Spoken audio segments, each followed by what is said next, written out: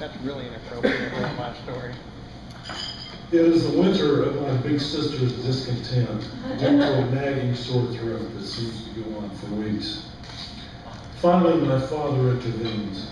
He seizes our old broom from a closet and plucks off one of the long, thin bristles. After taping a piece of cotton to one end, he anoints this with a household antiseptic product called Mercurocrome, then sticks the whole thing down into my sister's mouth and proceeds to swab the back of her throat with it until she gags. Ever the perfect little Pharisee, I stand there watching, fearful and unbelieving, and think surely my sister will die from such treatment. A few hours later, however, she is still with us, and now seems to have been miraculously healed by the Mercurocrome. Not long after this, when I'm 12, and just the right age for being careless and silly, I somehow jabbed the points of my mother's good scissors deep into the soft tissue at the base of my thumb. Oddly enough, there is no blood pouring out, and to my amazement, I am able to look deep into the gaping wound.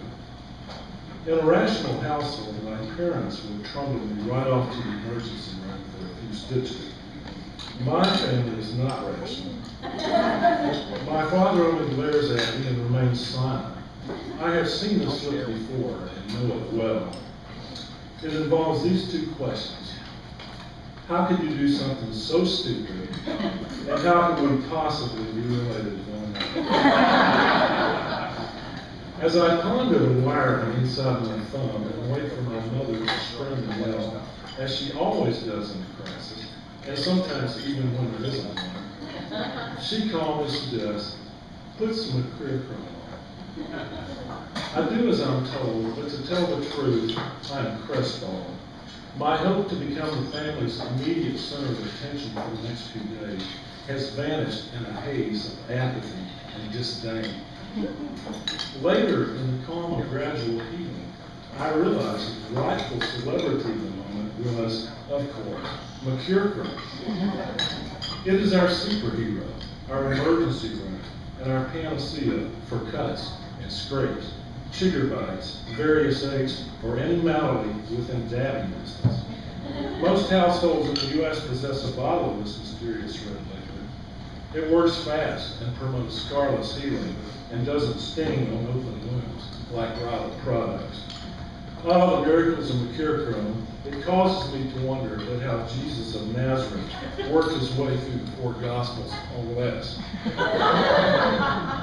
Some of my friends call it monkey blood.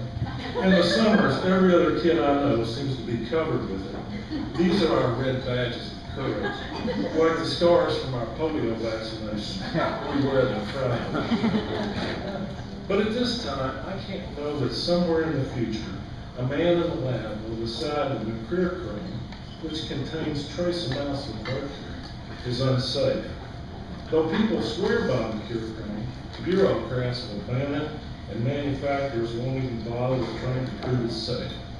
By then, a new generation of antiseptics appear, and the trademark brand of Mercurocrome will begin to fade fast.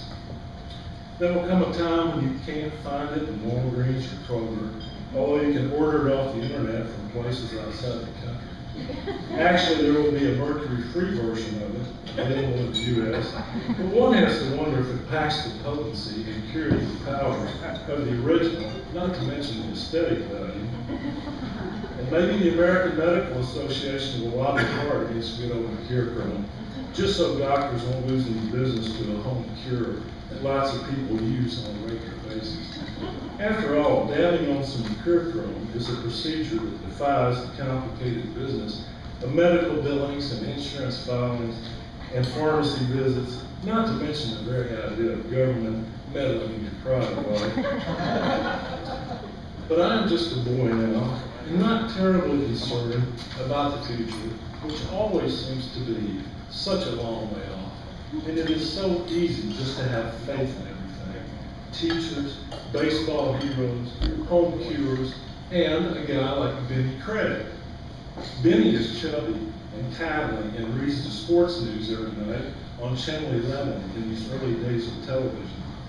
Sponsored by Colonial Bread, he is known as the Colonial Bread Man and dutifully wears his bread man's uniform and a policeman's hat when he is on television. He has his own simple prescription on how to make things better.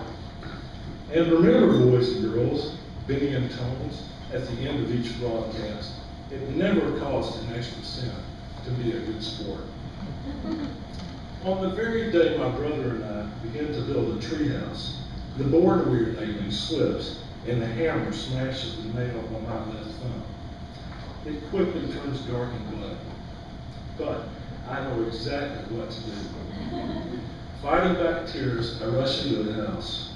As I gingerly dab on some Mercurocrome, I begin to have a glimmer that nothing will ever really quite assuage all of life's aches and cuts. But for now, Mercurocrome is always a good place to start, and it pretty much always works.